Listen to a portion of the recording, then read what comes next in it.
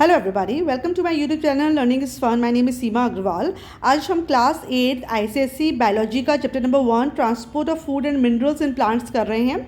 ये वीडियो का first part है।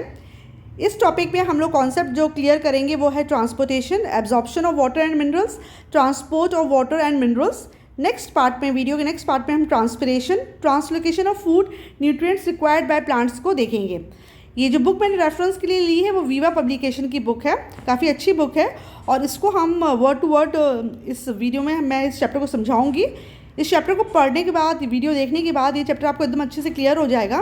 कोई डाउट अगर आपको रहता है तो आप कमेंट सेक्शन में अपने डाउट पोस्ट कर सकते हैं। मैं कोशिश करूँगी उन क्वेरीज़ का आंसर देने के लिए। तो चलिए आज का टॉपिक स्टार्ट करते हैं। Chapter number 1 transport of food and minerals in plants. Chapter को स्टार्ट करने के पहले इसमें एक वार्म अप एक्टिविटी दी है। इस वार्म अप एक्टिविटी के कुछ क्वेश्चंस के आंसर्स तो आपको अभी आ जाएंगे और कुछ क्वेश्चंस के आंसर आपको चैप्टर को रीड करने के बाद अच्छे से आ जाएंगे। तो चलिए स्टार्ट करते हैं। In the previous class you have studied that plants are autotrophic and hence they can prepare their own food. आपने पिछली क्लास में पढ़ा है कि जो प्लांट्स होते हैं वो ऑटोट्रॉपिक होते हैं। ऑटोट्रॉपिक क्या मतलब होता है कि ऑटोट्रॉपिक का मतलब होता है कि ऑटो मतलब अपने आप से फूड प्रिपेयर कर लेते हैं। तो आपको पता है जो ग्रीन प्लांट्स होते हैं इसमें फोटोसिंथेसिस की प्रोसेस होती है और प्लांट ही एक ऐसा लिविंग ऑर्गेनिज्म होता है जो अपना फूड खुद प्रिपेयर करता है। बाकी जितने भी एनिमल्स होते हैं, ह्यूमन बींग्स होते हैं, वो प्लांट्स में डायरेक्टली या इनडायरेक्टली फूड के लिए डिपेंडेंट होते हैं। Let's recall the previous learning by answering a few question based on the image given along side. अब इसी पे जो भी आपकी प्रीवियस नॉलेज है उसके बेस्ड कुछ क्वेश्चन दिए हैं। ये पिक्चर को देखना है और इस पिक्चर को आप ध्यान से देखिए। आप क्या देख रहे हैं कि वाटर एब्जॉर्ब हो रहा है, कार्बन डाइऑक्साइड एब्जॉर्ब हो रही है, सनलाइट एब्जॉर्ब हो रही है और क्या रिलीज़ हो रहा है, ऑक्सीजन रिलीज़ हो रहा है और शुगर फॉर्म हो रही है। तो name the process shown in the figure. तो इस प्रोसेस में कौन सा प्रोसेस दिखा रहे हैं इस फिगर में? तो इस फिगर में हमको दिखा रहे हैं फोटोसिंथेसिस, है ना। कि फोटोसिंथेसिस में ये होता है कि in the presence of sunlight carbon dioxide is absorbed और फिर carbon dioxide plus water manufacture food and releases oxygen. ठीक है, तो name the process shown in the figure. तो फोटोसिंथेसिस इसमें दिखा रहे हैं कि फोटोसिंथेसिस प्लांट कर रहा है। Name the site where this process takes place in a plant. कहाँ होता है फोटोसिंथेसिस? ग्रीन पार्ट्स में, यानी कि लीव्स में होता है ना, because leaves are green in colour. तो जो मेजर होता है आपका फोटोसिंथेसिस वो लीव्स में होता है। Name the tissue involve in transport of water and minerals from roots to leaves. कौन से टिश्यूज इन्वॉल्व होते हैं जिसमें वाटर और मिनरल्स को वो जड़ों से, रूट्स से लीव्स की तरफ ले जाते हैं? मतलब नीचे से ऊपर की तरफ पानी एब्जॉर्ब करके ऊपर की तरफ जा रहा है ना, तो कौन से टिश्यूज उसको लेके जा रहे हैं? ये आपको चैप्टर के पढ़ने के बाद और ज़्यादा क्लियर हो जाएगा। जाइलम कहते हैं इन्हें। Name the tissues involve in transport of food from leaves to various part of the plant. अब देखो जैसे यहाँ पे पत्ती पे फूड मैन्युफैक्चर हो गया, अब इसको प्लांट के बाकी हिस्सों में भी तो ले जाना है। तो कौन से टिश्यूज हैं जो इन्वॉल्व हैं? चैप्टर को पढ़ने के बाद क्लियर होगा। ये टिश्यूज होते हैं फ्लोएम, राइट। फिर पूछा है give any 2 factors that affect this process. इस प्रोसेस को अफेक्ट करने के लिए आपको 2 फैक्टर्स क्या है? पहली बात तो कार्बन डाइऑक्साइड होना चाहिए, दूसरा वाटर होना चाहिए, फिर और भी है सनलाइट होना चाहिए, राइट। तो ये फैक्टर्स हैं। तो ये वार्म अप एक्टिविटी थी और इसके कुछ क्वेश्चंस तो आपको पहले से आते थे इसके आंसर्स, और कुछ आपको चैप्टर के पढ़ने के बाद एकदम अच्छे से क्लियर हो जाएंगे, स्पेशली जाइलम और फ्लोएम जिसमें हमने लिखा है 3 और 3rd और 4th पार्ट में। Now we have already learned that plants prepare their own food by process known as photosynthesis। आपने पिछली छोटी क्लासेस में पढ़ रखा है कि प्लांट्स अपना खाना खुद बना लेते हैं by the process of photosynthesis। They need water, carbon dioxide and sunlight for the process। Photosynthesis करने के लिए प्लांट को क्या चाहिए? प्लांट को वाटर चाहिए, है ना, और क्या चाहिए? कार्बन डाइऑक्साइड चाहिए और सनलाइट चाहिए, ताकि वो फोटोसिंथेसिस कर सके और अपना फूड प्रिपेयर कर सके। They get carbon dioxide from the atmosphere and absorb water and minerals from the soil through the roots. Carbon dioxide कहाँ से मिलती है? कार्बन डाइऑक्साइड प्लांट को एटमॉस्फेयर से मिलती है। हमारे एटमॉस्फेयर में कार्बन डाइऑक्साइड प्रेजेंट रहती है, वो लीव्स में जो छोटे छोटे टाइनी पोर्स होते हैं स्टोमेटा, उसके द्वारा एंटर कर जाती है प्लांट के अंदर कार्बन डाइऑक्साइड। वाटर्स और मिनरल्स को जो रूट्स होती है वो सॉइल से एब्जॉर्ब कर लेता है। The absorb water and minerals have to be moved upwards to various parts of the plant, especially the leaves for preparation of food। अब जो पानी जड़ों ने एब्जॉर्ब किया, जो पानी और मिनरल्स जड़ों ने एब्जॉर्ब किया, रूट्स ने एब्जॉर्ब किया, अब उसको प्लांट के ऊपरी हिस्से में ले जाना बहुत ज़रूरी है। यहाँ तक कि ये पानी और मिनरल्स को लीव्स तक पहुँचाना बहुत ज़रूरी है, क्योंकि लीव्स में ही फोटोसिंथेसिस होगा। Similarly, the food synthesized in the leaves has to be carried to other parts of the plant body including the roots. उसी प्रकार जब फोटोसिंथेसिस में लीव्स जो हैं वो खाना बना लेंगी तो उसको भी प्लांट के बाकी हिस्सों में पहुंचाना बहुत ज़रूरी है. मतलब प्लांट्स में वाटर को भी ट्रांसपोर्ट करना बहुत ज़रूरी है और साथ साथ में जो फूड मैन्युफैक्चर हुआ है उसको भी ट्रांसपोर्ट करना बहुत ज़रूरी होता है. Thus transport of substances in plants involves two types of movement. तो इससे पढ़कर हमको ये तो समझ में आ गया कि प्लांट्स में दो प्रकार का मूवमेंट होता है जिससे ट्रांसपोर्टेशन ऑफ सब्सटेंसेस होता है. और सब्सटेंस क्या है? या तो वाटर और मिनरल्स होगा या फिर आपका मैन्युफैक्चर जो फूड है, जो आपने फूड बनाया है प्लांट ने, वो होगा. ठीक है, वाटर, मिनरल्स है ना, ये वाटर को, मिनरल्स को ट्रांसपोर्ट करना है और साथ में क्या करना है, जो फूड मैन्युफैक्चर किया है प्लांट ने by the process of photosynthesis उसको ट्रांसपोर्ट करना है. Movement of water and minerals from the soil through the root upward into the plant body which takes place through the stem and its branches. Water और minerals क्या होते हैं, वो soil से roots absorb करती हैं और ये ऊपर की तरफ मतलब अपवर्ड मूवमेंट इनका होता है और ये स्टेम्स और ब्रांचेस तक पानी पहुंचता है. Movement of food prepared in the leaves to all the plants. और जो खाना जो प्रिपेयर होता है वो नीचे से ऊपर भी जाता है, ऊपर से नीचे भी आता है और बाकी सारे हिस्से में भी जाता है, यानी कि लेफ्ट राइट जितने भी जहाँ जहाँ उसकी ब्रांचेस होंगी वहाँ पे हर जगह जाएगा. तो वाटर और मिनरल्स सिर्फ अपवर्ड मूवमेंट शो करते हैं. जो रूट्स ने वाटर और मिनरल सॉल्ट्स एब्जॉर्ब किए वो ऊपर की तरफ जाता है, जबकि जो फूड जो मैन्युफैक्चर होता है लीव से वो नीचे की तरफ भी आता है, ऊपर की तरफ भी जाता है और साइडवेज भी जाता है. ऑलराइट, नाउ ट्रांसपोर्टेशन क्या होता है? Transportation is the process of transporting water, minerals and food to all parts of the plant body. Transportation का मतलब क्या होता है? ट्रांसपोर्टेशन वो प्रोसेस है जिससे पानी, मिनरल्स और फूड्स प्लांट के पूरे पार्ट्स तक पहुंचता है. प्लांट की बॉडी में जितने भी पार्ट्स हैं वहाँ तक वाटर, मिनरल्स और फूड को पहुंचाने का काम, पहुंचाने का प्रोसेस ही ट्रांसपोर्टेशन कहलाता है. ठीक है, तो बहुत अच्छी डेफिनेशन है. Transportation is a process of transporting water, minerals and food to all parts of the plant body. Transportation वो प्रोसेस है जिसमें वाटर, मिनरल्स और फूड्स को ट्रांसपोर्ट किया जाता है प्लांट की बॉडी के सारे पार्ट्स तक. Unlike humans, plants do not have circulatory system. देखो हमारे ह्यूमन बीइंग में तो आपको पता है कि ब्लड एक सर्कुलेटरी सिस्टम होता है जिसमें हार्ट, ब्लड वेसल्स और ब्लड आ जाती हैं और ब्लड पूरी बॉडी में सर्कुलेट करता रहता है और ऐसे वो क्या करता है, जो भी न्यूट्रिएंट्स हैं या वेस्ट मटेरियल है या गैसेस है वो पूरी बॉडी में ट्रांसपोर्ट करता रहता है. लेकिन ह्यूमन बीइंग्स के जैसे प्लांट्स के अंदर सर्कुलेटरी सिस्टम नहीं होता है. तो फिर प्लांट्स में ट्रांसपोर्टेशन का काम कौन करता है? Transportation is carried out in plants by a system called vascular system. तो प्लांट में सर्कुलेटरी सिस्टम तो नहीं होता है, लेकिन प्लांट में एक दूसरा सिस्टम होता है जिसको हम कहते हैं वस्कुलर सिस्टम. और वस्कुलर सिस्टम के द्वारा ट्रांसपोर्टेशन होता है प्लांट्स में. It is composed of conducting tissues और vascular tissues forming sieve tubes called xylem and phloem. ठीक है, तो जो वस्कुलर सिस्टम होता है वो जाइलम और फ्लोएम से मिलकर बनता है. ये स्पेशल तुम्हारे ट्यूब्स होते हैं जो कि ट्रांसपोर्टेशन करते हैं वाटर, मिनरल्स और फूड का. ठीक है, तो ये वस्कुलर सिस्टम किससे मिलकर बनता है? जाइलम और फ्लोएम से.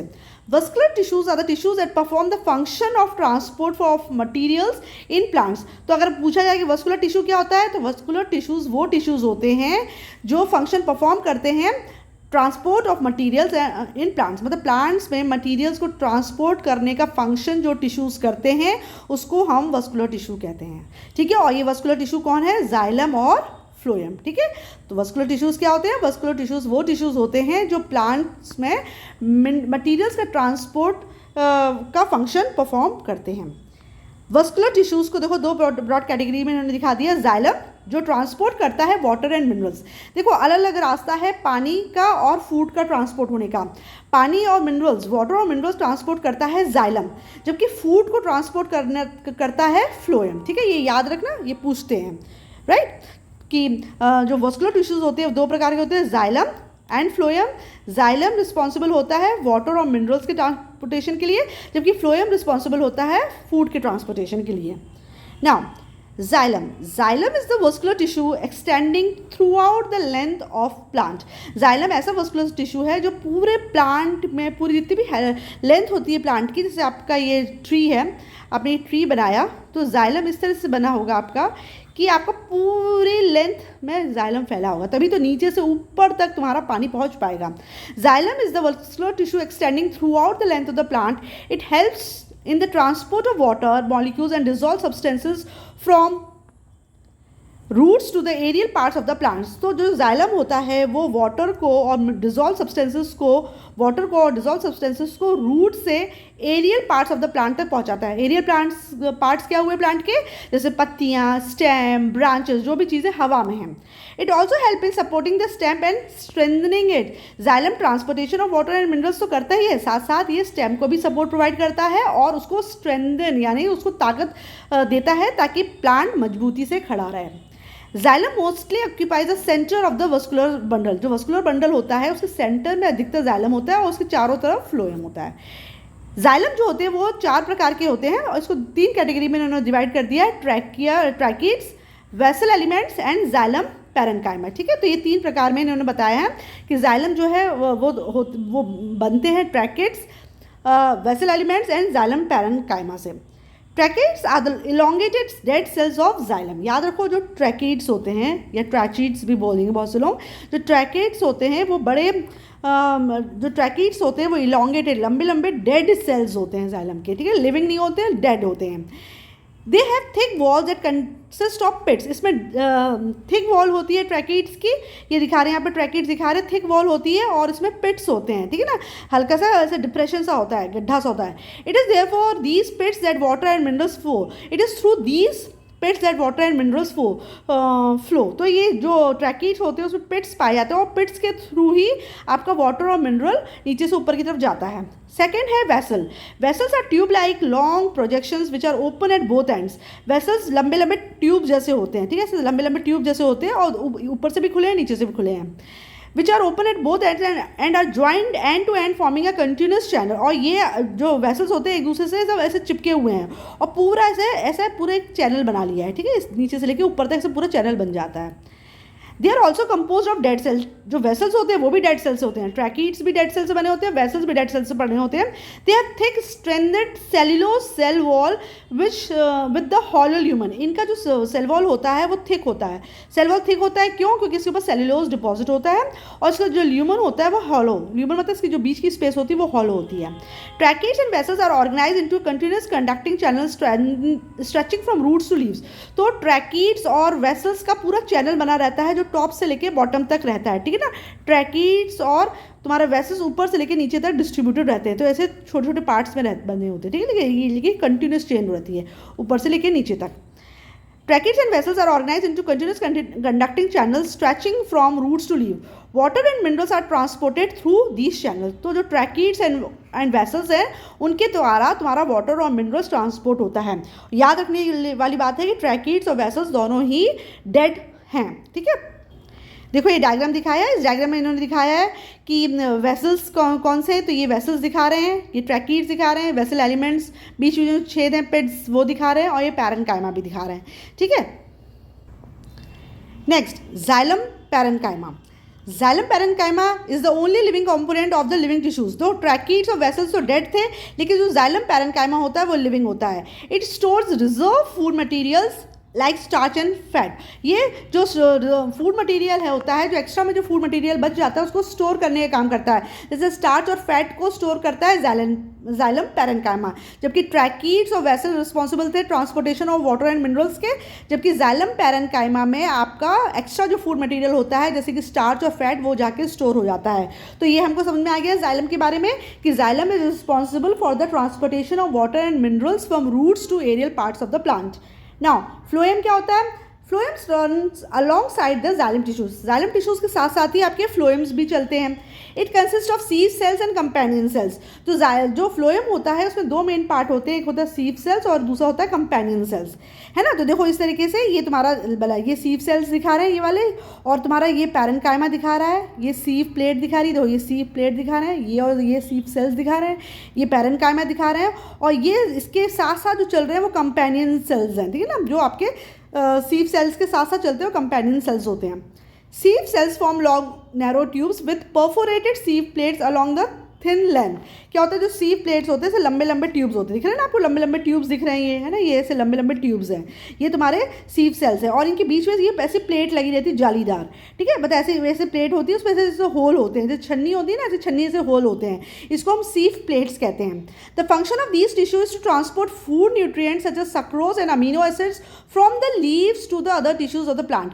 ये जो सीव सेल्स होते हैं, इसका ये रिस्पॉन्सिबल होते हैं फूड न्यूट्रिएंट्स जैसे कि सक्रोज और अमीनो एसिड को पत्तियों से, लीव से प्लांट के बाकी टिश्यूज तक पहुंचाना, और इसको हम ट्रांसलोकेशन कहते हैं। तो यहाँ पे ट्रांसपोर्टेशन शब्द की जगह हम लोग ट्रांसलोकेशन कहते हैं, क्योंकि जो सीव मतलब सीव सेल्स के द्वारा, जो फ्लोएम की लीव सेल्स हैं उसके द्वारा जितना भी फूड मैन्युफैक्चर करती है लीव्स, वो लीव्स से बाकी प्लांट के बाकी हिस्से तक पहुंचता है। Unlike xylem, phloem tissue is made up of column of living cells which contains cytoplasm but no nucleus and its activities are controlled by companion cell.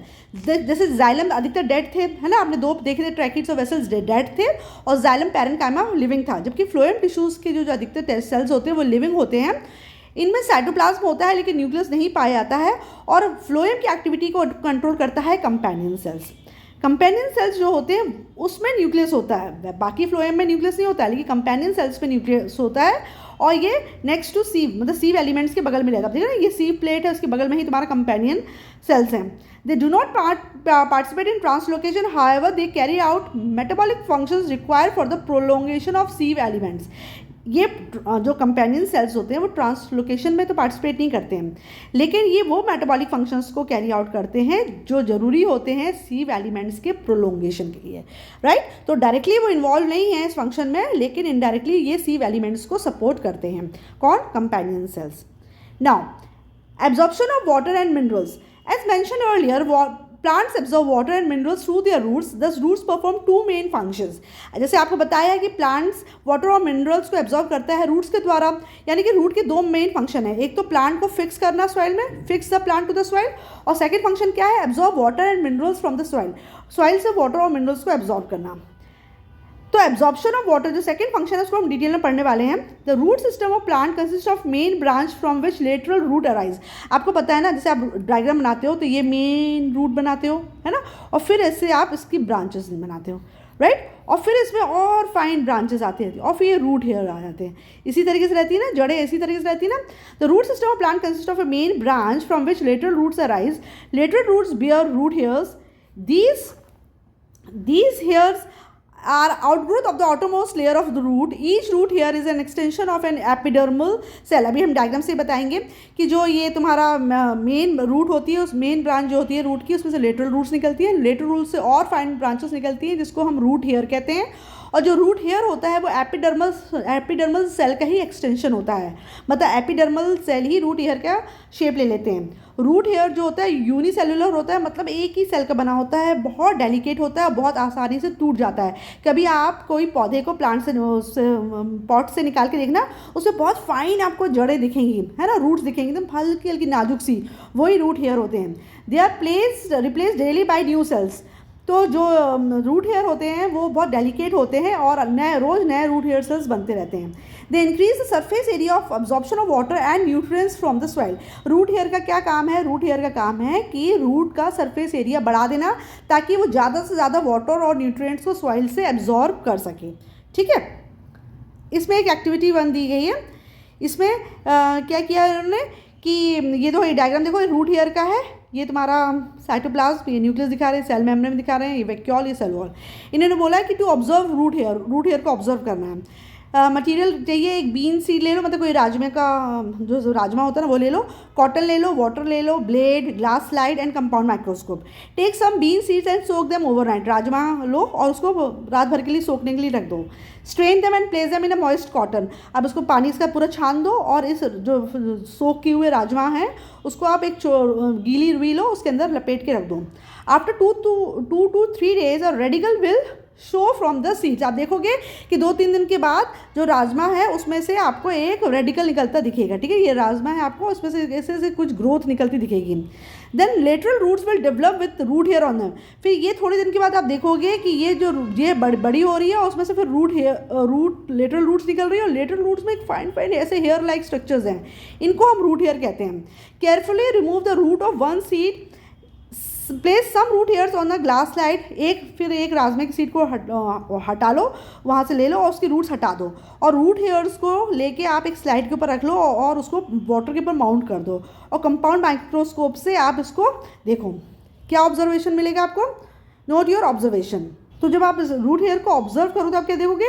Each root hair has an outer cell wall and inner cell membrane. आप देखोगे root hair में बाहर की तरफ cell wall है और अंदर की तरफ सेल मेम्ब्रेन है। The cell wall is permeable, that is it allows all molecules to pass through it. तो सेल वॉल होती है वो परमिएबल होती है, मतलब सेल वॉल के इधर उधर कोई से भी मॉलिक्यूल्स पास हो सकते हैं, मतलब वो किसी भी चीज़ को अपने आसपास से पास होने देती है, ठीक है ना, वो परमिएबल होती है, मतलब कोई भी चीज़ फ्रीली पास हो सकती है उसके थ्रू। सेल वॉल के बाद क्या होती है? सेल मेम्ब्रेन होती है। सेल मेम्ब्रेन होती है सेमी परमिएबल। सेमी परमिएबल मतलब होता है कि जो सेल मेम्ब्रेन होती है वो कुछ ही सब्सटेंसेस को अलाउ करती है to pass through it, that is it allows only certain substances to pass through it. Water enters into the root hair from the soil through the process of osmosis. Soil में से water enter होता है root में के अंदर osmosis के द्वारा, ठीक है। ऑस्मोसिस क्या होता है? Osmosis is the process in which water molecules move from an area where they are more in number to an area where they are less in number through a semi permeable membrane. Osmosis वो process है जब तुम्हारा water molecule move करता है from the area of higher concentration to the area of lower concentration through a semi permeable membrane. पूछा जाता है semi permeable membrane क्या होती है? तो सेमी परमिएबल मेम्ब्रेन वो मेम्ब्रेन होती है जो कि अलाउ करती है कुछ सर्टेन सब्सटेंसेस को टू पास थ्रू इट, ठीक है, बाकी को अलाउ नहीं करती है, only it allows only certain substances to pass through it. तो जब रूट्स सॉइल में से वाटर एब्जॉर्ब करती हैं तो वाटर मॉलिक्यूल्स तो पास हो जाते हैं और रूट के अंदर आ जाते हैं, लेकिन सॉइल में बाकी जो चीज़ें जो कंकड़ वगैरह प्रेजेंट रहते हैं, जो डस्ट पार्टिकल वगैरह प्रेजेंट रहती है या सॉइल पार्टिकल्स प्रेजेंट रहते हैं, उसको वो प्लांट के अंदर नहीं आने देती है। Normally the concentration of water molecule is higher in soil than inside the root hair. अधिकतर क्या होता है कि सॉइल में वाटर का कॉन्सेंट्रेशन ज़्यादा है, इसलिए क्या होता है, hence there is a flow of water from the soil into the root hair through the cell membrane. इसलिए पानी जो होता है वो सॉइल से तुम्हारा पेड़ के अंदर आता है थ्रू रूट हेयर, ठीक है ना। The thin cell membrane allows small water molecules to pass through but prevents large soil particles from passing, ठीक है। जो तुम्हारी जो सेल मेम्ब्रेन होती है, रूट हेयर की जो सेल मेम्ब्रेन होती है वो सेमी परमिएबल होती है, इसलिए वो वाटर मॉलिक्यूल जो छोटे छोटे वाटर मॉलिक्यूल्स हैं उनको तो अलाउ कर देती है, भाई अब अंदर आ जाओ, लेकिन सॉइल पार्टिकल्स को बाहर ही रोक देती है। देखो आप इस तरीके देखो, जब रूट हेयर को आप बड़ा करके देखोगे ना तो आपको ये रूट हेयर दिख रहा है, ठीक है ना। रूट हेयर है आपका, जो रूट हेयर है, ठीक है, ये आपका सब लो, आपको रूट हेयर को बड़ा करके बताया मैंने। तो इसके बाहर क्या है? सेल मेम्ब्रेन है, और उसके बाहर क्या होती है?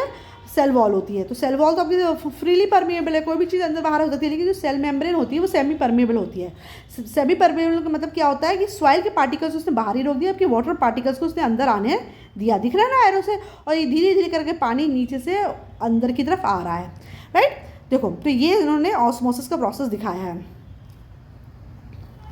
ये क्या है दिखाया इसमें कि ऑस्मोसिस में क्या होता है कि ये सेमी परमिएबल मेम्ब्रेन लगी है ना, सेमी परमिएबल मेम्ब्रेन को इन्होंने ऐसे डैश डैश से दिखाया है, ऐसा ऐसा ऐसा ऐसा, बीच में गैप है ना, ये दिख रहा है ना गैप है। और यहाँ पे क्या है? वाटर पार्टिकल्स का कॉन्सेंट्रेशन हायर है और बाकी पार्टिकल्स भी हैं, और यहाँ पर तो क्या हो रहा है? Water particles are moving from the region of the higher concentration to the region of their lower concentration through semi permeable membrane, इसी को ऑस्मोसिस कहते हैं, है ना।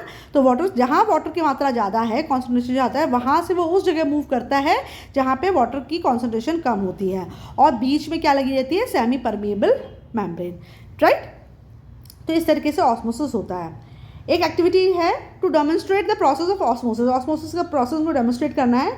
इन्होंने बोला 2 बोल्स ले लो, कुछ रेजिन्स यानी किशमिश के टुकड़े ले लो, कुछ ग्रेप्स के टुकड़े ले लो, वाटर ले लो, शुगर सिरप ले लो। Take 2 bowls, label them A and B. 2 bowl लो, एक को ए लिख दो, एक को बी लिख दो। Put some raisins and water in bowl A. Bowl A में आपने रेजिन्स यानी किशमिश के दाने डाले और उसको पानी से भर दिया। बाउल बी में आपने क्या किया? ग्रेप्स डाले और उसको शुगर सिरप से भर दिया। कुछ घंटों के बाद अब उसको देखना, जब आप कुछ घंटों के बाद आप देखोगे तो आप देखोगे कि बाउल ए में you will notice that the raisins have swelled up and the grapes have shrunk. आप देखोगे कुछ घंटे के बाद जो बाउल ए में किशमिश के दाने थे वो फूल गए हैं, मतलब स्वेल हो गए हैं, जबकि जो बाउल बी में अंगूर के दाने थे वो पिचक गए हैं। ठीक है, इसका मतलब क्या हुआ, मतलब श्रिंक हो गए हैं। तो कंक्लूजन ये हुआ, this is because of the occurrence of osmosis in two bowls, क्योंकि दोनों बाउल्स में ऑस्मोसिस हुआ। बाउल ए में क्या हुआ कि पानी आपका हायर कॉन्सेंट्रेशन से लोअर कॉन्सेंट्रेशन में गया, मतलब रेजन्स के अंदर यानी किशमिश के अंदर पानी की मात्रा कम थी और इसके जो बाहर जो भरा था वो पानी भरा था। तो पानी के जो मॉलिक्यूल्स थे वो किशमिश के अंदर चले गए और किशमिश जो थी, रेजन जो थी वो स्वेल हो गई। जबकि ग्रेप्स को डाला था आपने शुगर सिरप में। ठीक है, तो शुगर सिरप में पानी कॉन्सेंट्रेशन कम था और ग्रेप्स के अंदर पानी का कॉन्सेंट्रेशन ज़्यादा था। तो वाटर जो था वो ग्रेप्स से बाहर निकल गए, अपने साइड में आ गया, बाहर वाले शुगर सिरप में आ गया, इसलिए जो ग्रेप्स थे वो श्रिंक हो गए और जबकि रेजन्स जो थी वो स्वेल हो गई। राइट, तो यही इस एक्टिविटी में शो करना है। Conclusion, this is because of the occurrence of osmosis in two bowls, the skin of raisins and grapes act as a semi-permeable membrane।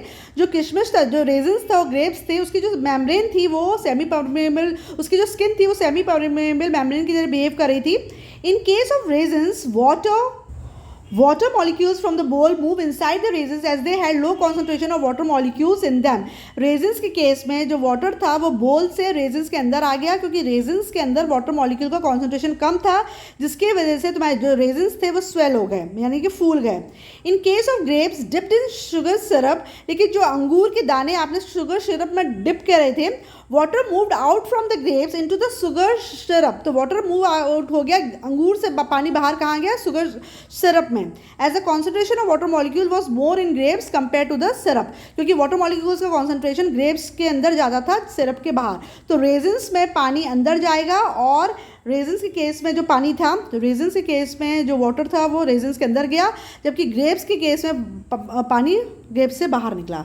ठीक है, activity 1.3 to demonstrate the principle of osmosis in living system. एक living system में इन्होंने osmosis दिखाने की कोशिश की है।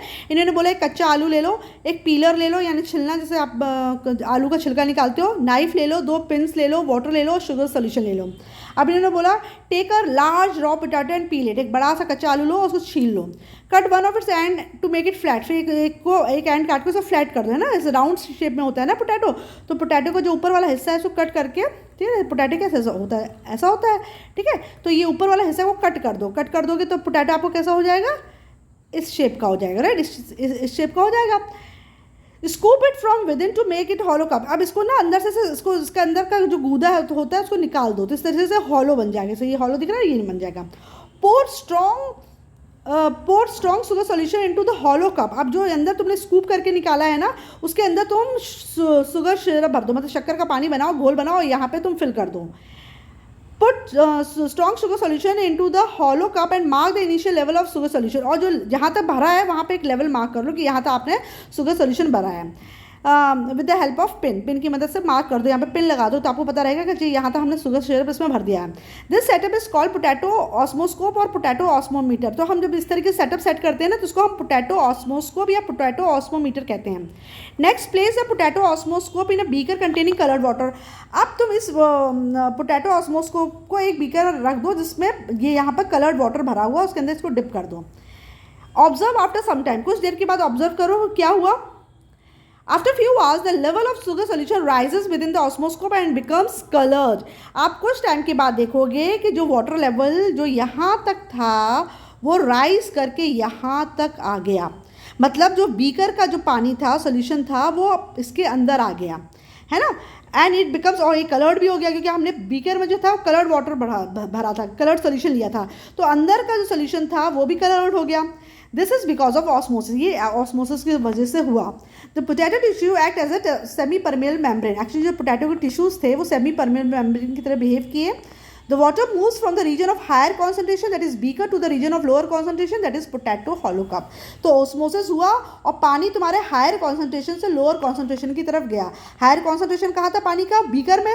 लो कॉन्सेंट्रेशन कहाँ था, पोटैटो के अंदर। तो पानी तुम्हारा बीकर से पोटैटो के अंदर थ्रू ऑस्मोसिस चला गया और इसमें सेमी परमेबल मेम्ब्रेन का काम किसने किया, इस पोटैटो की मेम्ब्रेन ने।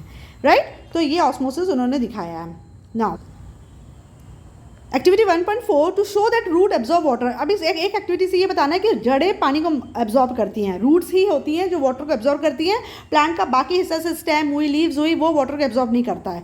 उन्होंने बोला 3 छोटे छोटे बाल्सम के प्लांट्स लो, कुछ 4 टेस्ट ट्यूब ले लो, एक कॉर्क ले लो, ऑयल ले लो, पिंक डाई ले लो और वाटर ले लो। ठीक है, आपको 3 छोटे साइज़ के बाल्सम के प्लांट्स लेने हैं, 4 टेस्ट ट्यूब्स लेने हैं, एक कॉर्क लेना है, ऑयल लेना है, पिंक डाई लेनी है या वाटर लेनी है। उन्होंने बोला कि 4 टेस्ट ट्यूब्स हैं, उसमें उसको नाम लिख दो A, B, C, D। पहला जो टेस्ट ट्यूब है, fill test tubes A, B and C 3/4 with water. जो पहले 3 टेस्ट ट्यूब्स हैं A, B, C, उसमें आप 3/4 आप उसमें पानी भर दो। ठीक है, A, B और C है ना, ये A है, ये B है और C है। इसको आप यहाँ तक सपोज करो आपने वाटर भर दिया, राइट, इतना तक आपने पानी भर दिया इसमें। Pour only little amount of water in the test tube D। और जो टेस्ट ट्यूब D है, जो आपका लास्ट वाला जो टेस्ट ट्यूब है, उसमें आप बस जरा सा पानी डालो। ठीक है, ये टेस्ट ट्यूब D है। Close the mouth of A with cork. इसको कॉर्क लगा के इसका माउथ तो आप बंद कर दो। ठीक है, take the balsam plant with the roots intact and place them in tube B and C। अब यहाँ पे बाल्सम प्लांट लो जिसकी रूट लग है और B और C में इसको डिप कर दो और D में भी डिप कर दो। ठीक है, ensure that the roots are dipped in water in tubes B and C। B और C में जो जड़ें हैं प्लांट की वो पानी के अंदर होनी चाहिए, लेकिन जो D में है are well above the level of water in tube D। लेकिन जो D में जो आपने बाल्सम प्लांट लगाया उसकी जड़ें पानी में डिप नहीं होनी चाहिए, तो जड़ ऊपर है पानी नीचे है। Add a pink dye in tube C tube में आप यहाँ पर आप पिंक डाई डाल दो, उससे क्या होगा, pour a little oil and in tubes B and C so as to form a layer. ठीक है, आपने क्या किया, तो ट्यूब A लिया था, उसमें वाटर दो A, B और C में बराबर का पानी लिया, जबकि D में आपने थोड़ा कम पानी लिया। आपने ट्यूब A में कॉर्क लगा दिया, B, C और D में आपने बाल्सम का प्लांट लगा दिया, तीनों में जड़ें हैं। इस तरीके से किया कि B का और C का जो जड़ें हैं पानी में डिप हैं, जबकि जो D है उसकी जो रूट्स है वो पानी में डिप नहीं है। अब आपने क्या किया, C में पिंक डाई डाल दी तो उसका सोल्यूशन पिंक कलर का दिख रहा है। अब आपने क्या किया, थोड़ा सा ऑयल लिया और B और C में डाल दिया ताकि एक लेयर बन जाए। This will prevent water from evaporating. तो ऑयल डालने से क्या होगा, पानी ऊपर से भाप बन के नहीं उड़ेगा। अब तुम mark the level of water in all the 4 tube. और चारों ही टेस्ट ट्यूब में वाटर का लेवल मार्क कर लो कि यहाँ तक पानी है, यहाँ तक पानी है, यहाँ तक और इसमें यहाँ तक है। फिर क्या होगा, ऑब्जर्व करो, ऑब्जर्व आफ्टर 24 घंटे के लिए छोड़ दो, फिर इसको ऑब्जर्व करो। क्या पता चलेगा, no change in the level of water in tube A। 24 घंटे बाद देखोगे ट्यूब A में जितना पानी थे उतना ही है। The plant in tube D get shrivelled. जो ट्यूब D में जो प्लांट था वो मुरझा गया है, देखो आप देख रहे हैं मुरझा गया है। Water level in tube B and C fall, जबकि वाटर लेवल B और C ट्यूब में थोड़ा नीचे आ गया है water level. The veins in the leaf of tube C turns pink. और जबकि जो C में जो पौधा है उसकी जो वेन्स है वो पिंक कलर की हो गई हैं, है ना। इससे क्या पता चला कि this is because in tube B and C water was absorb by the plants through their roots dipped in water. ऐसा इसलिए हुआ, B और C का वाटर लेवल इसलिए नीचे आया क्योंकि B और C में जो प्लांट डिप था उनकी रूट्स ने पानी को एब्जॉर्ब कर लिया। पानी को एब्जॉर्ब करने की वजह से उनका जो लेवल था ट्यूब B और C का, वो उसमें वाटर का लेवल कम हो गया। The pink colour of the veins of the leaves in tube C show the water reach the leaves. Pink colour veins का ये शो कर रहे हैं कि पानी तुम्हारा रूट्स से नीचे से ऊपर की तरफ पहुंच गया, तभी तो रूट्स ने एब्जॉर्ब किया पानी और ऊपर पत्तियों तक पहुंच गया, तभी तो पिंक कलर ऊपर आया, वरना पहले तो पिंक कलर नहीं था। The plant in tube D shriveled because the water lost through evaporation or transpiration could not be replaced by absorption through the roots hanging above the water level। अब plant D जो है, plant D में जो plant है वो shrink क्यों कर गया, D में प्लांट इसलिए श्रिंक कर गया क्योंकि इसकी रूट्स जो थी वो पानी के अबव थी, तो ये रूट्स पानी को एब्जॉर्ब नहीं कर पाई, जिसकी वजह से प्लांट के अंदर पानी की कमी हो गई और प्लांट जो हो गया वो श्रिवल यानी कि मुरझा गया। ठीक है, तो ये एक्सपेरिमेंट था, इससे ये पता चल गया कि रूट्स होती हैं वही वाटर को एब्जॉर्ब करती हैं। Now, conduction of water. Soil solution has a higher water content than the cell sap। Actually क्या होता है, जब आप सपोज करो गमले में आपका पेड़ लगा है, अब आपने गमले में पानी डाला, जब आपने गमले में पानी डाला तो सॉइल में वाटर कॉन्सेंट्रेशन ज़्यादा हो जाएगा और जो पेड़ के अंदर जो सेल सेप है, पेड़ के अंदर की जो सेल्स हैं उसके अंदर जो लिक्विड भरा हुआ है जिसको सेल सेप कहते हैं, उसमें पानी का कॉन्सेंट्रेशन कम होगा। Soil solution has a higher water content than the cell sap of the root hair. Hence, water from the soil enters into the root cells by osmosis. इसकी वजह से रूट में पानी तुम्हारा सॉइल से क्या है, अंदर की तरफ जा रहा है, रूट के अंदर जा रहा है ना। तो ये देख रहे हैं, एरो देख रहे हो, अंदर की तरफ जा रहा है, मतलब सॉइल में पानी का कॉन्सेंट्रेशन ज़्यादा है, जबकि जो रूट हेयर है उसके अंदर जो सेल सैप भरा है उसके अंदर पानी का कॉन्सेंट्रेशन कम है। तो ऑस्मोसिस के प्रोसेस के द्वारा पानी आपका सॉइल से जड़ के अंदर जा रहा है। Root hair now becomes turgid, जैसे पानी उसके अंदर जाएगा तो वो फूल जाएगी, यानी कि सोलन हो जाएगी, सोलन को हम टर्जिड बोलते हैं। While the adjacent cell of the cortex inner tissues have lower water content, लेकिन अभी जहाँ जितना एरिया ने वाटर एब्जॉर्व कर लिया वो तो स्वेल हो जाएगी, लेकिन अंदर के जो है अभी सेल वो अभी श्रिंक है क्योंकि उसमें वाटर कॉन्सेंट्रेशन कम है। इससे क्या हो जाएगा, वाटर जब जिस तरीके से ऑस्मोसिस द्वारा वाटर इसने रूट हेयर ने एब्जॉर्व किया और वो स्वेल हो गई, उसी प्रकार से जो आगे के जो सेल्स हैं जिनमें वाटर कॉन्सेंट्रेशन कम है, अब वो क्या करेंगे, वहाँ पानी मूव होगा इस रूट हेयर से, ठीक है। तो ये अंदर से बाहर से अंदर की तरफ आपका पानी मूव होता चला जा रहा है। Root hair now become turgid and while the adjacent cell of the cortex have lower water content, this result in movement of water from the root hair into the cortical cells. Water absorbed by the root hair from the soil gradually accumulates in the cortex of the root. As a result, the cortical cells become fully turgid and water moves from the cortical cells into the inner layer of the root through cell to cell osmosis.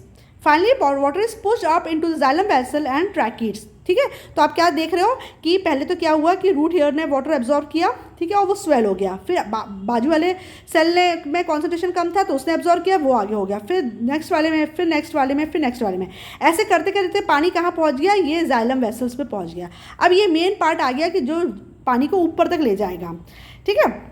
Finally, water is pushed into the xylem vessels and tracheids. In xylem, water moves only in upward direction. अब जो xylem में क्या होगा, पानी सिर्फ नीचे से ऊपर की तरफ ही जाता है, ठीक है। Xylem forms a continuous channel that connects roots to the leaves. Xylem एक continuous channel बनाता है जो ऊपर से लेकर तक नीचे तक प्लांट में पूरी तरह फैले रहता है। तो रूट से जो पानी एब्जॉर्व किया वो xylem vessel के द्वारा अब ये प्लांट के ऊपरी हिस्सों में जाएगा। In this way, water is carried to the entire plant. और इस तरीके से पानी पूरे प्लांट तक पहुँच जाता है, right? Now, to know more, cell sap is a liquid found in the vacuoles of the plant sap. यहाँ पे एक वर्ड cell sap आया था। cell sap का मतलब क्या होता है, प्लांट सेल्स के अंदर जो सेल वैक्यूल होता है ना, आपने कभी प्लांट सेल का डायग्राम बनाया है, ऐसे बनाया ना, उसमें से बड़ा सा वैक्यूल बनाते हो, राइट। तो उस वैक्यूल के अंदर जो लिक्विड भरा है उसको हम सेल सैप कहते हैं, ठीक है। It is colourless, consist mainly of water, ये कलरलेस होता है, अधिकतर पानी रहता है इसके अंदर। It plays an important role in osmosis, और सेल सैप इसका ऑस्मोसिस में बहुत बड़ा रोल होता है। अब ऑस्मोसिस और डिफ्यूजन में क्या डिफरेंस है, difference between osmosis and diffusion. Diffusion is the movement of molecules from an area of higher concentration to an area of lower concentration in the absence of semi permeable membrane.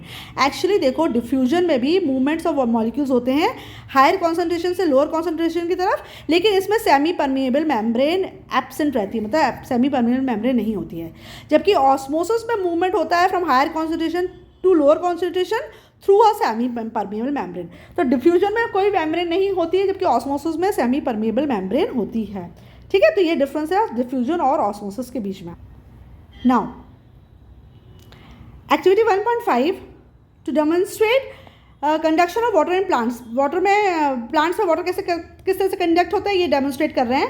उन्होंने बोला एक twig, एक छोटी सी twig ले लो आप उसकी, petunia की, और जिसमें फ्लावर भी लगा है। एक बीकर ले लो, ब्लेड ले लो, ग्लास स्लाइड ले लो और रेड इंक ले लो, वाटर एंड कंपाउंड माइक्रोस्कोप। आपको क्या क्या लेना है, एक पेटूनिया की या बाल्सम की ट्विग लेना है, ठीक है, छोटी सी वो लेना है प्लांट, ऊपर से आपको फ्लावर लेना है, मतलब ऐसी ट्विग लेनी है जिसमें फूल लगा हुआ है।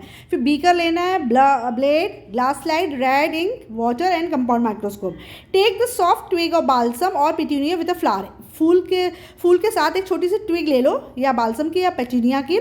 Put it in a beaker containing water, उसको एक बीकर के अंदर डाल दो जिसमें पानी भरा हुआ है। Add few drops of red ink to the water and leave the twig in it for half an hour. अब उस जो आपने बीकर में पानी डाला था उसमें कुछ बूंदे रेड इंक की डाल दो और इस ट्विग को इसी तरीके से उसमें छोड़ दो आधे घंटे के लिए। Cut a thin slice of the stem of the twig. अब ट्विग की छोटी सी पतली सी जो स्टेम है उसका पतला सा एक स्लाइस काटो। Put it in on a slide and add a drop of water on it. अब इसको स्लाइड के ऊपर रखो और उसके ऊपर एक ड्रॉप पानी डालो, ठीक है। आपने एक हल्का सा ये स्लाइड है आपकी, इस पर आपने हल्का सा स्टेम को काटा और इसमें एक बूंद पानी रखा और इसको आप माइक्रोस्कोप के अंदर देखोगे, ठीक है। Observe it in the microscope, you will see coloured waters in the central part. तो आप देख रहे हो कि इस हिस्से में बीच बीच में आपको कलर्ड पार्ट दिख रहा है, रेड है ना। और this indicate water is absorb through the xylem, इससे ही पता चलता है वाटर जाइलम के थ्रू एब्जॉर्ब होता है, क्योंकि आपको पता है कि जाइलम सेंटर में पाया जाता है और उसकी चारों तरफ फ्लोएम पाया जाता है, इसलिए बीच का हिस्सा लाल दिख रहा है जबकि बाहर का हिस्सा लाल नहीं दिख रहा है। इसका मतलब क्या हुआ, वाटर किसने एब्जॉर्ब किया, जाइलम ने एब्जॉर्ब किया, ठीक है। Activity 1.6, this indicate that water is absorb through xylem. Now activity 1.6, to study the rate of water absorption by plant. अब हमें ये करना देखना है कि किस रेट से वाटर एब्जॉर्ब होता है प्लांट में। इन्होंने बोला एक बॉटल या फ्लास्क लो, एक छोटा सा प्लांट लो जिसमें रूट्स लगी हुई है, ऑयल लो और वाटर लो। टेक अ बॉटल और a flask and fill it with water, एक बॉटल या फ्लास्क लो, उसको पानी से पूरा भर लो। Place a rooted plant in the flask such that the root dips in the water, अब एक प्लांट इसके अंदर डाल दो इस तरीके से कि जो रूट्स है पानी में पूरी तरह से डूबी हुई हैं। Pour a little oil in the flask, अब फ्लास्क में थोड़ा सा ऑयल डाल दो। The oil will form a thin layer on the surface of the water, this will prevent evaporation, तो यहाँ पे जो ऑयल की एक लेयर बन जाएगी ना तो पानी भाप बन के या इवेपरेट नहीं होगा। अब इसको now mark the initial level of water and keep the whole setup in open atmosphere for few hours, water का लेवल मार्क कर दो और उसको खुले में आप कुछ घंटे के लिए रख दो। Note the level of water at intervals of half an our, आधा घंटे के बाद वाटर लेवल देखो ऊपर गया कि नीचे। आप क्या देखोगे, the level of water in the bottle gradually decreases with time, आप देखोगे कि समय के साथ साथ ये वाटर का जो लेवल है वो नीचे आ जाएगा, ठीक है ना।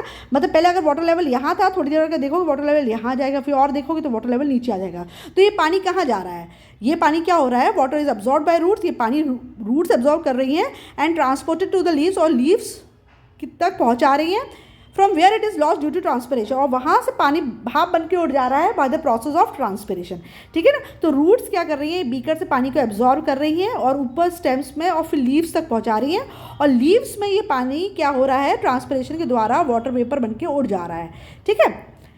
The level of water in the bottle decreases after every half an hour at the same rate if the factors influencing transpiration remains the same। अगर बाकी सारी फैक्टर्स को सेम रखोगे तो आपको देखोगे हर आधे घंटे के बाद सेम अमाउंट में वाटर लॉस हो जाएगा, राइट। तो ये एक इन्होंने ट्रांसपिरेशन का प्रोसेस भी दिखा दिया और इन्होंने बताया किस तरीके से वाटर एब्जॉर्ब होता है प्लांट्स में, क्या रेट होता है। तो अगर बाकी फैक्टर्स सेम रहते हैं तो rate of absorption of water भी सेम ही होता है। एब्जॉर्प्शन ऑफ मिनरल्स, अब ये तो हुआ पानी को किससे से एब्जॉर्ब करते हैं। अब हम देखते हैं कि पानी के साथ साथ मिनरल्स भी तो एब्जॉर्ब करती हैं रूट्स, तो वो किस तरीके से होती हैं। Soil contain dissolve minerals like potassium, calcium, nitrogen and magnesium. मिट्टी जो होती है उसमें बहुत सारे मिनरल्स होते हैं, जैसे कि पोटेशियम होता है, कैल्शियम होता है, नाइट्रोजन होता है, मैग्नीशियम होता है। Plant use to process to absorb these minerals by root. Plant दो प्रोसेस का इस्तेमाल करता है इन मिनरल्स को एब्जॉर्ब करने के लिए, एक होता है एक्टिव ट्रांसपोर्ट और एक होता है डिफ्यूजन, ठीक है। तो अब हम देखते हैं एक्टिव ट्रांसपोर्ट क्या होता है और डिफ्यूजन। मतलब एक्टिव ट्रांसपोर्ट और डिफ्यूजन के द्वारा प्लांट्स इन मिनरल्स को एब्जॉर्ब करता है, जैसे कि potassium, calcium, nitrogen and magnesium को। The root hair absorb both water and minerals from the soil. जो रूट हेयर्स होती हैं वो पानी और साथ में मिनरल्स भी सॉइल से एब्जॉर्ब करती हैं। Water is absorb by osmosis and its concentration is higher in the soil. Water absorb होता है ऑस्मोसिस के प्रोसेस के द्वारा, क्योंकि सॉइल में वाटर का कॉन्सेंट्रेशन ज़्यादा है और सेल सेप में वाटर का कॉन्सेंट्रेशन कम है, इसलिए सॉइल से पानी अंदर मूव हो रहा है, ठीक है, इस तरीके से अंदर मूव हो रहा है। However, the concentration of mineral is more inside the root hair than in the soil। लेकिन मिनरल्स का कॉन्सेंट्रेशन रूट हेयर में ज़्यादा है, सॉइल में कम है। Still root hair can absorb them by a process called active transfer. लेकिन इसके बावजूद भी जो रूट हेयर होता है वो मिनरल्स को भी एब्जॉर्ब कर सकता है, और जब ऐसा होता है तो उसको एक्टिव ट्रांसपोर्ट कहते हैं। मतलब आपके पास चीज़ ज़्यादा है तो भी आप बाहर से ले रहे हो। तो it is a process by which molecules of minerals move from an area of low concentration to an area of high concentration by using energy. तो ऐसा कब होता है, जब कोई भी चीज़ हाई कॉन्सेंट्रेशन से लो कॉन्सेंट्रेशन में मूव करती है, लेकिन इसमें एनर्जी की ज़रूरत होती है। जैसे आप जब देखते हो आपके जैसे जैसे आपको अगर नीचे से ऊपर पानी चढ़ाना है तो आपको मोटर का इस्तेमाल करना पड़ता है, ताकि आपके हाई कॉन्सेंट्रेशन से हाई कॉन्सेंट्रेशन में आपकी चीज़ आ जाए, ठीक है। तो इसमें मैंने ये चीज़ गलत लिख दी है, एक मिनट। एक्टिव ट्रांसपोर्टेशन में क्या होता है, एक्टिव ट्रांसपोर्टेशन में जो आपके मिनरल्स होते हैं वो लो कॉन्सेंट्रेशन से हाई कॉन्सेंट्रेशन की तरफ मूव करते हैं, लेकिन इसमें एनर्जी का इस्तेमाल होता है। तो जब मिनरल्स लो कॉन्सेंट्रेशन से हाई कॉन्सेंट्रेशन की तरफ मूव करते हैं यूजिंग एनर्जी, तो इसको आप बोलते हो एक्टिव ट्रांसपोर्ट। अगर बिना एनर्जी की कोई भी चीज़ जाएगी तो वो हाई से लो की तरफ जाएगी, लेकिन अगर कोई चीज़ लो से हाई की तरफ जा रही है तो उसको एनर्जी की ज़रूरत पड़ती है, और जब एनर्जी की ज़रूरत पड़ती है तो उसको हम एक्टिव ट्रांसपोर्ट कहते हैं। It is the process by which molecules of minerals move from an area of low concentration to an area of high concentration by using energy. तो एक्टिव ट्रांसपोर्ट वो प्रोसेस है जब मिनरल्स हमारे low concentration से high concentration में move करते हैं energy का इस्तेमाल करके। Plant can also absorb minerals by diffusion, which is the movement of salt molecules from place of higher concentration to a place of lower concentration। तो एक तरीका तो ये है कि एनर्जी का इस्तेमाल करके वो एक्टिव ट्रांसपोर्ट के थ्रू आपके मिनरल्स अंदर जा रहे हैं प्लांट के। दूसरा तरीका क्या होता है, डिफ्यूजन के प्रोसेस के थ्रू भी मिनरल्स एब्जॉर्ब होते हैं। जब तुम्हारे सॉल्ट मूव करते हैं वैसे ही सेम हाई कॉन्सेंट्रेशन से लो कॉन्सेंट्रेशन में, लेकिन इसमें एनर्जी इस्तेमाल नहीं होती है। Plant use diffusion only when the mineral concentration is higher in the soil then in the root hair. तो डिफ्यूजन का प्रोसेस तभी एक्टिवेट होता है जब प्लांट्स के अंदर मिनरल्स की कमी है और प्लांट्स के बाहर यानी कि सॉइल में मिनरल्स ज़्यादा हैं, तो ऑटोमेटिकली तुम्हारे जो सॉइल में मिनरल्स ज़्यादा हैं वो सॉइल से प्लांट के अंदर एंटर हो जाएंगे आफ्टर डिजॉल्विंग इन वाटर। तो पानी एब्जॉर्ब होगा तो उसमें मिनरल्स डिजॉल्व है तो वो भी अंदर आ जाएंगे। However diffusion is not usual case since the concentration of mineral is generally higher in the root hair. लेकिन आमतौर पर डिफ्यूजन देखने को नहीं मिलता है क्योंकि अधिकतर प्लांट के अंदर मिनरल का कॉन्सेंट्रेशन ज़्यादा होता है बजाय कि सॉइल के। तो most of the time active transport के थ्रू ही मिनरल्स एब्जॉर्ब होते हैं। अब जो वाटर और मिनरल एब्जॉर्ब कर लिया है उसका ट्रांसपोर्टेशन कैसे होगा, ठीक है। Root hair absorb water from the soil by osmosis. भाई ऑस्मोसिस के द्वारा रूट्स ने वाटर एब्जॉर्ब कर लिया सॉइल से, मिनरल्स भी एब्जॉर्ब कर लिया एक्टिव ट्रांसपोर्ट के द्वारा। Water and minerals are transported from roots to all part of the plant in the following step. अब ये कुछ स्टेप्स को फॉलो करके वो आगे तुम्हारा जो वाटर और मिनरल्स है वो प्लांट के बाकी हिस्से तक पहुँचा देंगे, यानी कि नीचे से ऊपर पहुँचा देंगे। पहला क्या है, the pressure developed in the roots due to continuous inflow of water is called root pressure. अब देखो तुम्हारी रूट्स है पानी एब्जॉर्ब करती जा रही है, तो यहाँ पे प्रेशर बिल्टअप हो जाएगा ना, प्रेशर बिल्टअप हो जाएगा तो इसकी वजह से पानी ऊपर की तरफ पुश होगा, ठीक है। इसको हम रूट प्रेशर कहते हैं। This help in pushing the plant SAP water and minerals upward in the step. तो इस रूट प्रेशर की वजह से तुम्हारा जो पानी है और उसके अंदर जो डिजॉल्व मिनरल्स है वो ऑटोमेटिकली ऊपर की तरफ मूव होंगे। Root pressure appears only when the rate of absorption is higher than the rate of transpiration। अब ये रूट प्रेशर कब डेवलप होगा, जब प्लांट ज़्यादा तेज़ी से पानी एब्जॉर्ब कर रहा है बजाय कि ट्रांसपिरेशन के द्वारा लूज धीमे कर रहा है। ट्रांसपिरेशन क्या होता है, ट्रांसपिरेशन वो प्रोसेस होता है जब प्लांट वाटर को लूज करता है from aerial parts in the form of vapours, ठीक है ना। तो जब लीव्स और प्लांट का बाकी का हिस्सा वाटर को वाटर वेपर के रूप में लूज करता है उसको ट्रांसपिरेशन कहते हैं। तो जब रूट प्रेशर ज़्यादा है मतलब रूट्स ने ज़्यादा पानी एब्जॉर्ब कर लिया और ट्रांसपिरेशन कम है मतलब पानी लॉस कम हो रहा है, एब्जॉर्ब ज़्यादा हो रहा है, तो ऐसे में क्या होगा, ऑटोमेटिकली ज़्यादा पानी यहाँ पे एक्यूमुलेट हो जाएगा तो प्रेशर बिल्टअप होगा और तुम्हारा पानी अंदर आगे की तरफ मूव करेगा। The water along with minerals moves further upwards through the xylem of stem towards the leaves। फिर आगे चल के xylems के थ्रू ये जो पानी है वो तुम्हारा रूट से लीव्स तक पहुँच जाता है। This is due to transpiration which occurs a pull from the above। अब ऐसे क्या हो रहा है, यहाँ से रूट्स एब्जॉर्ब कर रही है पानी और यहाँ पे पत्तियाँ हैं वहाँ पे ट्रांसपिरेशन हो रहा है मतलब पानी भाप बन के उड़ रहा है, तो वहाँ से एक पुल जनरेट हो रहा है मतलब ये तो पुश कर ही रही है और यहाँ से भी खींच रहा है पानी को, तो इसकी वजह से क्या हो रहा है, पानी ऊपर चढ़ता चला आएगा। तो ट्रांसपिरेशन पुल और रूट प्रेशर दो उस चीज़ की वजह से तुम्हारा जो पानी है और मिनरल्स है वो ऊपर की तरफ चले जाएंगे। This is due to transpiration which exert a pull on from above. The upward movement of sap that contains water and minerals from the root towards the other part of the plant is known as ascent of sap। और इसी को ascent of sap कहते हैं। जब water और minerals तुम्हारे upward direction में move करते हैं रूट से aerial part of the plant में, इसी को असेंट ऑफ सैप कहते हैं मतलब सैप ऊपर की तरफ चढ़ रहा है, ठीक है। अब एक एक्टिविटी इन्होंने दी है 1.7 to demonstrate root pressure in a plant में रूट प्रेशर इनको डेमोन्स्ट्रेट करना है। इन्होंने बोला एक पॉटेड प्लांट लो, knife, glass tube with open ends, rubber tubing and colour dye, water and a manometer. आपने इतनी चीज़ ले ली। एक उसके पहले मैनोमीटर समझ लो। मैनोमीटर क्या होता है, manometer a device called manometer is use to measure pressure. Manometer एक डिवाइस होता है जिससे हम प्रेशर मेजर करते हैं कितना प्रेशर है एक्चुअल में। It is a U shape glass tube usually filled with mercury. ये यू शेप का ग्लास ट्यूब होता है जिसमें मरकरी भरी रहती है। Root pressure can be measured using a manometer. तो मैनोमीटर के द्वारा हम रूट का प्रेशर को नापते हैं। ठीक है, तो इन्होंने बोला कि आपको एक पॉटेड प्लांट लेना है, नाइफ लेना है, ग्लास ट्यूब लेना है जो दोनों तरफ से खुली हुई है, रबर ट्यूब लेना है, कलर डाई लेना है, वाटर लेना है और मैनोमीटर लेना है। प्रोसीजर क्या है? Take a potted herbaceous plant. एक हर्बेशियस एक छोटा सा पौधा लो जो कि गमले में लगा हुआ है। Cut off the stem a few centimetre of the soil. अब सॉइल के कुछ ऊपर से इसको कुछ ऊपर के थोड़े से ऊपरी हिस्सा को इसको काट दो। ठीक है ना, इतना आपने स्टेम बचा है, बाकी आपने काट दिया, ऊपर का हिस्सा काट दिया। ठीक है, मतलब बाकी ये अंदर का हिस्सा है तो प्लांट में ऐसे पॉट में एज इट इज़ लगा हुआ, ऊपर का हिस्सा आपने काट दिया। Now, cut off the stem a few centimeter above the soil level. Fix a long and narrow glass tube to the cut end of the stump with the help of a rubber tubing. अब इसके ऊपर वाले हिस्से में ऐसे rubber tube लगा दो, जैसे ये लगी हुई ना, ऐसे लगा दो। Now, pour a little water in the glass tube and mark its level. अब थोड़ा सा तुम वाटर लेवल ग्लास ट्यूब में डालो और उसका लेवल मार्क कर दो। ठीक है, pour a little colored water in the glass tube and mark the level. अब इस ग्लास ट्यूब को तुम मैनोमीटर से कनेक्ट कर दो। ठीक है, ये ग्लास ट्यूब था, ऐसे तुमने पानी में भरा, उसको मेजर कर दिया और उसको तुमने मैनोमीटर से अटैच कर दिया। फिर क्या? Keep the whole setup in cool and shady place for some time. कुछ देर के लिए इसको छांव वाली जगह में रख दो। Observation, the level of coloured water rise. आप देखो कि कलर्ड वाटर ऊपर की तरफ चढ़ रहा है। There is a rise in the level of mercury in the manometer. Manometer में भी आप देखो कि मरकरी का लेवल ऊपर चढ़ रहा है। ऐसा इसलिए हुआ, this is due to the upward movement of sap, क्योंकि सैप ऊपर की तरफ चढ़ रहा है।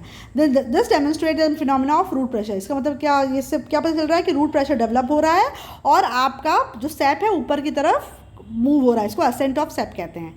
ठीक है, तो अब हमने जितना भी पढ़ा उसमें कुछ डेफिनेशन है, osmosis, ascent of sap, active transport, transportation, root pressure, इसको लर्न करना है, इंपॉर्टेंट है। क्या इंपॉर्टेंस है वाटर की प्लांट के लिए? The water absorb by the roots perform 3 main function. 3 main function water perform करता है। पहला तो ट्रांसपोर्टेशन करता है। क्या करता है? Water helps in the transport of minerals and other substances from one part of the plant to other. Water help करता है मिनरल्स और बाकी सब्सटेंसेस को प्लांट के एक हिस्से से दूसरे हिस्से तक ट्रांसपोर्ट करना, क्योंकि ये सारे मिनरल्स और सारे सब्सटेंसेस इसी पानी में डिजॉल्व हो जाते हैं। और फिर जब पानी तुम्हारा नीचे से ऊपर की तरफ मूव करता है तो साथ में ये मटीरियल्स भी यहाँ से वहाँ मूव हो जाते हैं। तो पहला काम तो वाटर का क्या है कि ट्रांसपोर्टेशन में हेल्प करता है। सेकंड क्या है? For food production. Food production में मदद करता है, क्योंकि आपको पता है फोटोसिंथेसिस के प्रोसेस में आपको कार्बन डाइऑक्साइड प्लस वाटर चाहिए होता है। तो ये वाटर जो रूट ने एब्जॉर्ब किया वो फोटोसिंथेसिस के प्रोसेस में यूज आएगा। Water is one of the essential requirement for photosynthesis along with sunlight, carbon dioxide and chlorophyll.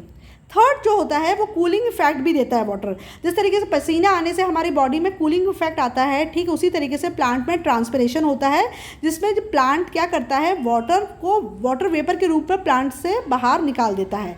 तो जब वाटर वेपर के थ्रू प्लांट से बाहर निकलता है तो साथ में प्लांट के अंदर की गर्मी भी बाहर ले जाता है, जिसकी वजह से प्लांट के अंदर गर्मी कम हो जाती है और प्लांट में कूलिंग इफेक्ट आ जाता है।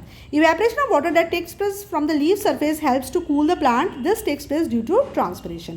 ठीक है, तो इस प्रोसेस को हम ट्रांसपिरेशन कहते हैं।